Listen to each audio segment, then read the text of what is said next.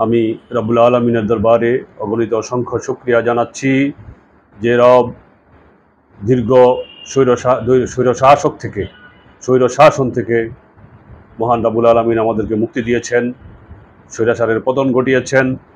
সাথে সাথে আমি স্মরণ করছি স্বৈরাচার বিরোধী, বৈষম্য বিরোধী ছাত্র আন্দোলনে যেসব ভাই শহীদ হয়েছেন, যেসব ছাত্র শহীদ হয়েছেন, আমি তাদের আত্মা বিদেহী আত্মার মাগফিরাত কামনা করছি। আমরা ইদানিং লক্ষ্য করছি বিভিন্ন জায়গায় চাঁদাবাজ এবং সন্ত্রাসীরা পুনরায় তারা তাদের কর্মকাণ্ডের দিকে অগ্রসর হওয়ার চেষ্টা করছে। অনেক জায়গায় অনেক অঘটন ঘটিয়েছে।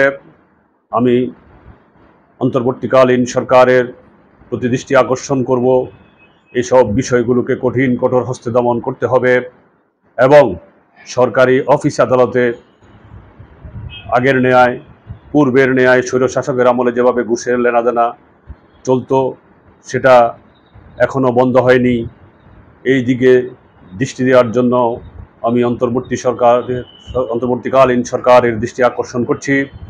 আমরা বাংলাদেশ ডেমোক্রেটিক মুভমেন্ট বর্তমান অন্তর্বর্তীকালীন সরকারকে সর্বাত্মক সহযোগিতা করবে এবং সংস্কারের জন্য যত সময়ের প্রয়োজন ততটুকু সময় আমরা এই সরকারকে দিয়ে যাব, আমরা সমর্থন করে যাব ইনশাআল্লাহ। একথা বলে সবাইকে মোবারকবাদ জানিয়ে আমি আমার বক্তব্য এখানে শেষ করছি। আল্লাহ হাফেজ। বাংলাদেশ জিন্দাবাদ, বাংলাদেশ ডেমোক্রেটিক মুভমেন্ট জিন্দাবাদ।